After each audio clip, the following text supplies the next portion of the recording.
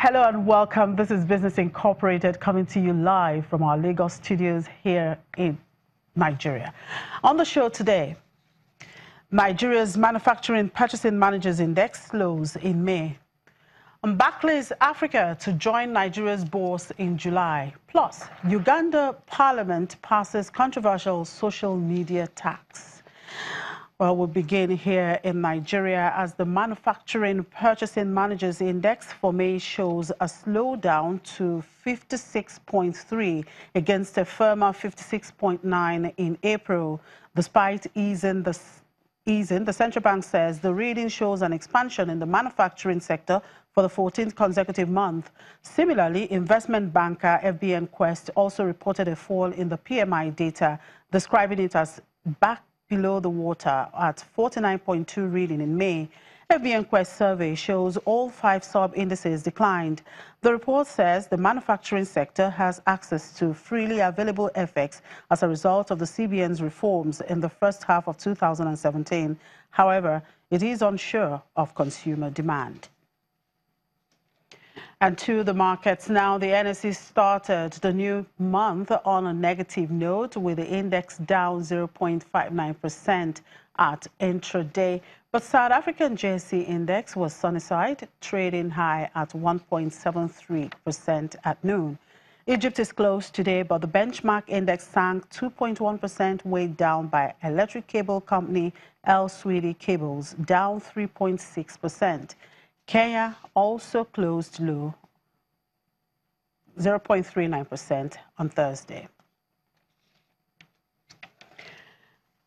And in the Middle East, markets are closed today, but mostly gained on Thursday, led by Dubai, which was carried upward by renewed buying of shares in heavyweight Dubai Islamic Bank and Saudi Arabia. The Dubai index closed up 1.89%, with gains led by a 5.9% spike in DIB shares. The Abu Dhabi index rose 1.05%. Middle East fund managers are now more bullish on United Arab Emirates equities than Saudi equities for the first time in 8 months, following months of outflows from Dubai and Abu Dhabi bourses to Riyadh.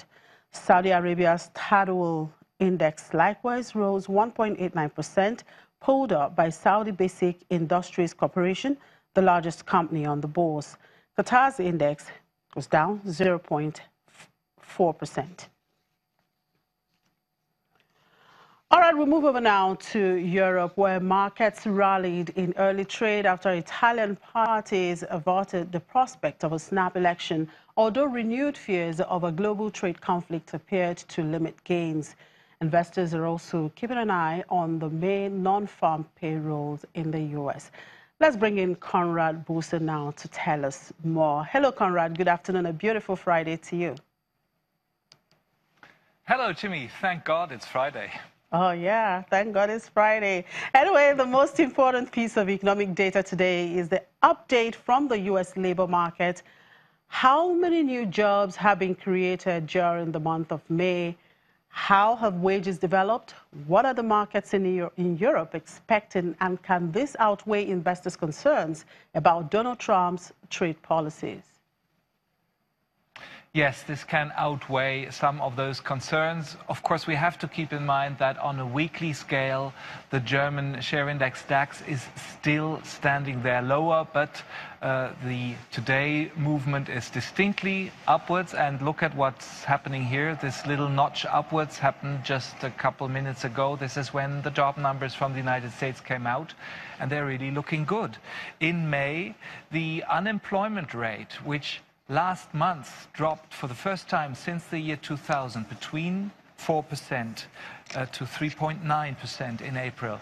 In May, it fell even further to 3.8%, and that's better than what economists had anticipated. 223,000 new jobs were created in the United States last month, and that is about 33,000 more than what, on average, economists had forecast. So all this is very good news from the labor market. In terms of wages, well, the development there is also slightly better than the forecast. The average hourly wages in the US have risen by 0.3%. All this, of course, underlines that despite all the concerns about trade wars, despite all the concerns about Italian governments, Spanish governments changing, that's today's news, despite all the political concerns, the underlying economic dynamics are strong, and that is, of course, a bit of a positive note here on the last trading day of the week. All right, let's get back to Europe where you are, and that has to do with Deutsche Bank. That bank is in trouble again. The share price fell to a historic low after a U.S. agency called Deutsche a troubled bank.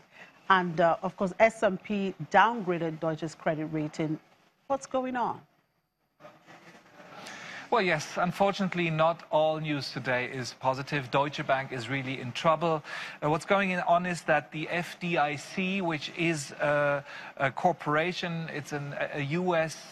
state-owned agency which is charged with maintaining stability in the banking system, has written a while ago in a report that it sees the financial situation of Deutsche Bank in trouble.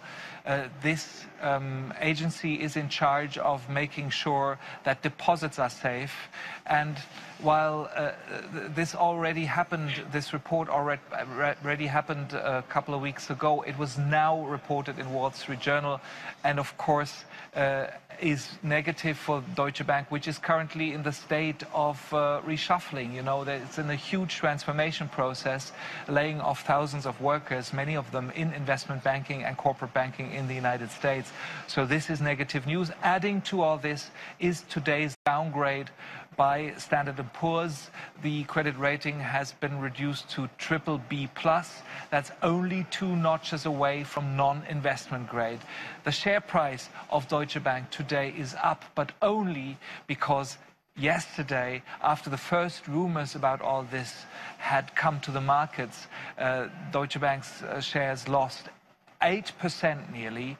It fell to the lowest in history. And if you compare the share price now with the share price at the beginning of the year, it's down 40% since then. So really, this is the big piece of bad news today. Okay, let's look at the entertaining part of the business world. Only 2 weeks to go until the Football World Cup tournament will kick off. Sportwear maker Adidas produces the jerseys for 12 of the 32 teams. But Nike is Nigeria's fashion designer, and the pre-orders for a World Cup jersey are reported to be record-breaking. And I understand there's already long queues in Nike shops waiting to buy. Absolutely. 3 million pre-orders for a football jersey of an African team. That's a first. That's a record. Congratulations, Nigeria. And today, when the sales of the Nigerian jersey started here in Europe, Nike reports that they were sold out within a couple of minutes.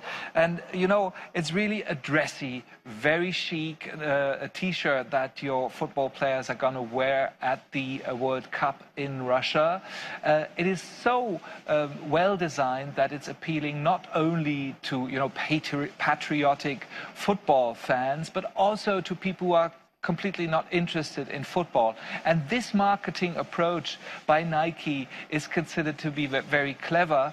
It managed to give Nike a bit of an edge, at least this week, over its arch-rival Adidas, the German sports manufacturer, which, as you said, is this year equipping 12 teams of the 32 teams that will take part in the World Cup.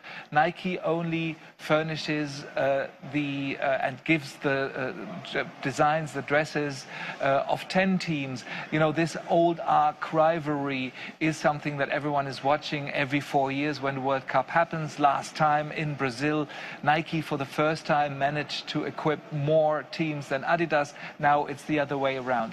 Adidas says that the World Cup this year in terms of money, in terms of earnings and profits, is not so super important, also because Russia is in deep economic trouble. But of course, in terms of image, this is a very important event. And well, for Nike and for Nigeria, this was a scoop this week. Sure, and let's just hope that brings good luck to Nigeria at this World Cup. Thank you very much for sharing your thoughts with us there, Conrad, and enjoy the rest of the weekend.